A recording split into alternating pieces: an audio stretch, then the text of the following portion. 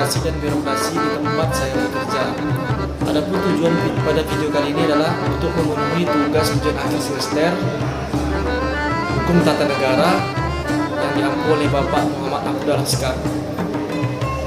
Baiklah, sebelum saya masuk ke pembahasan, saya akan menampilkan video profil tempat saya bekerja, yaitu Lapas Kelas 2 Bengkalis. Selamat menyaksikan.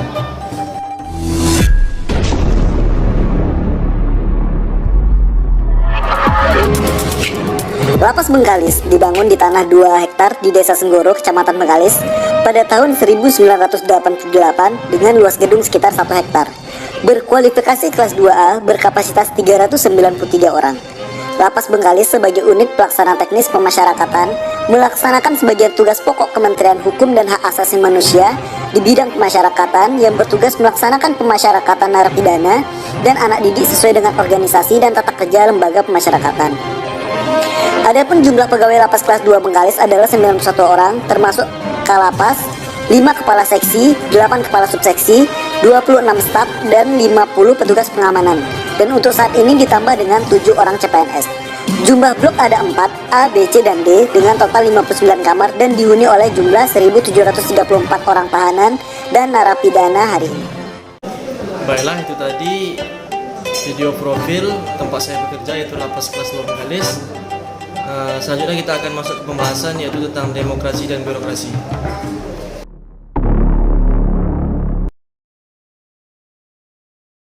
Ada beberapa pelaksanaan demokrasi yang dapat kita jumpai di lingkungan Lapas Bengkalis. Di antaranya yang pertama, dalam demokrasi mengartikan bahwa setiap warga negara mempunyai kesempatan yang sama untuk berpartisipasi dalam pemilu, termasuk narapidana dan tahanan, yang kemudian kita sebut dengan warga binaan kemasyarakatan yang ada di dalam lapas. Pemilu inklusif adalah tujuan yang akan dicapai dari semua upaya yang dilakukan penyelenggara pemilu dalam menjamin hak setiap warga binaan pemasyarakatan. Lembaga pemasyarakatan adalah salah satu instansi pemerintah yang dalam hal ini memfasilitasi penyelenggaraan pemilihan umum yang bekerja sama dengan Komisi Pemilihan Umum Kabupaten Bengkalis dan Disdukcapil Kabupaten Bengkalis. Yang kedua, di antara pelaksanaan demokrasi yang dapat kita jumpai di lapas, yaitu pemilihan ketua kamar dengan cara musyawarah atau voting. Salah satu penerapan demokrasi di lingkungan lembaga pemasyarakatan ialah pemilihan ketua kamar, di mana pemilihan tersebut bisa dilakukan secara musyawarah atau voting yang diikuti oleh warga binaan yang di dalam setiap kamar hunian warga binaan.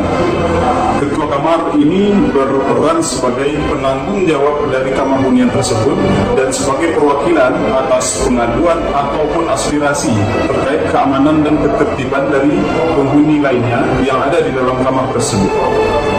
Yang ketiga, penerapan jadwal piket bergilir. Menerapkan jadwal piket kebersihan kamar hunian pastinya menjadi suatu pelajaran yang baik bagi setiap penghuni kamar. Dengan adanya jadwal tersebut membuat warga binaan dan tahu bahwa setiap orang memiliki hak dan kewajiban yang sama. Kemudian yang keempat, contoh pelaksanaan demokrasi yang ada di dalam lapas yaitu tidak adanya diskriminasi.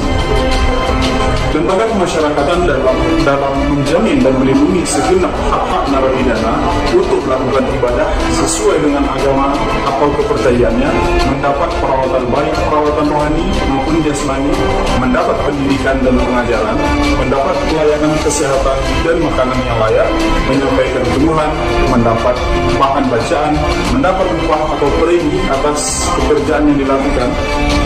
Begitu juga para warga binaan berkewajiban menjaga kerukunan kehidupan di dalam lapas, menghindarkan diri dari timbulnya konflik antar suku, agama, ras, dan antar golongan, serta hormat dan patuh kepada petugas. Yang terakhir, yang keenam, yang bisa bagian dari pelaksanaan demokrasi yang ada di dalam lapas, yaitu ikut berpartisipasi dalam menjaga keamanan dan ketertiban.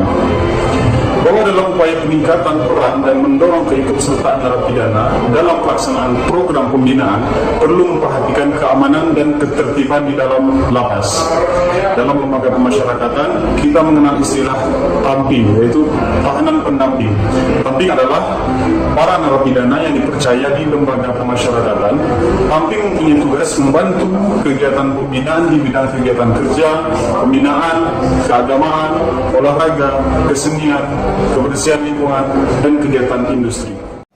Baiklah, sekian video pemaparan pelaksanaan demokrasi dan birokrasi di tempat saya bekerja. Lebih dan kurang saya mohon maaf. Wabillahi taufiq wal hidayah. Wassalamualaikum warahmatullahi wabarakatuh.